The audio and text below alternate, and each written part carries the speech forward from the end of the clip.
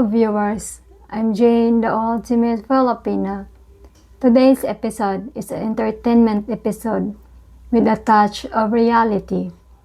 It happens quite often in the Philippines when a foreigner's girlfriend, companion, and even wife is pregnant, and it's assumed he is the father.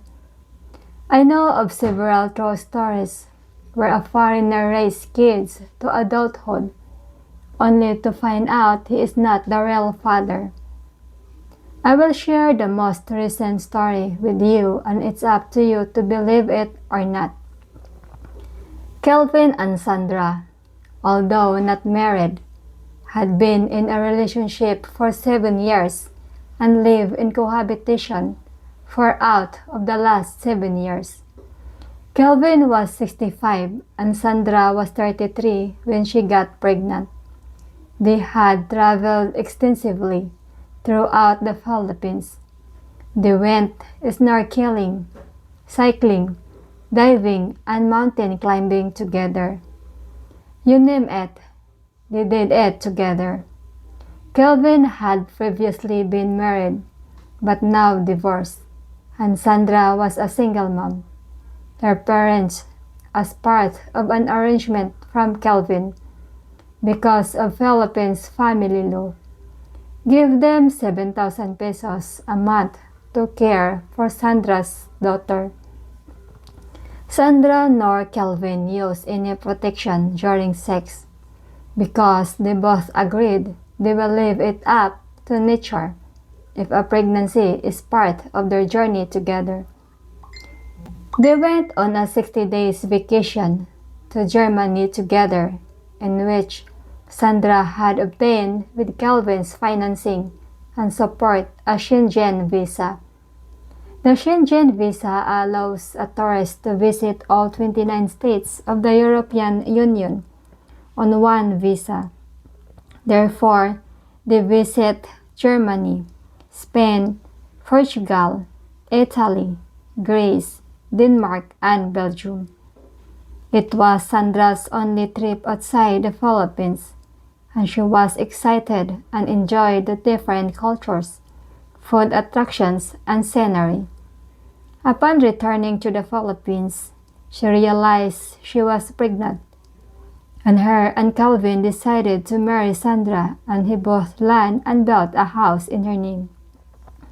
After the baby was born, Calvin was having coffee at Starbucks, where he struck up a conversation with a foreigner who told him the story of his girlfriend being pregnant, and they both took a DNA and found out the father of the baby was his best friend.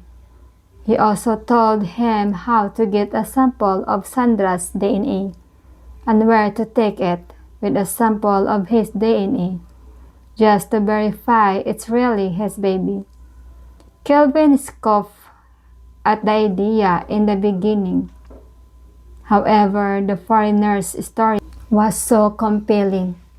They exchanged phone numbers, and Kelvin got a sample of Sandra's saliva by getting her drunk on wine and taking it during her deep sleep. He also took a sample of her. Here, the samples were sent to several DNA laboratories for accuracy and verification. All three results came back with a verdict of he is not the father. All companies boast a 99.7 accuracy rate. Kelvin couldn't believe it, but confronted Sandra with the data and results. She admitted on the European tour, when she went shopping alone in Belgium for a few hours, she met a young man at 7-Eleven, and she went back to his room and banged him. Kelvin felt betrayed and foolish and immediately moved out the house. That is as far as my story goes on the ongoing drama with them. Their situation is an example of some Filipina, not all, never being appreciative and thankful and can never be trusted. My advice to all viewers and subscribers, no matter how strong you feel you and your Filipina love, bond, and relationship is to take a DNA if she pregnant. Never say never in the Philippines, and trust but verify. If Kelvin had not met that foreigner who told a similar story at Starbucks, he too this very day would had assumed he was the father of the baby, and Sandra definitely had no intention of revealing the truth.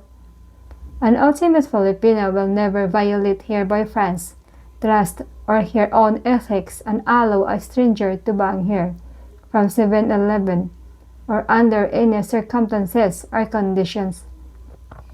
I'm Jane, the ultimate Filipina, wishing you an ultimate day, an ultimate life in the Philippines. Take care, bye.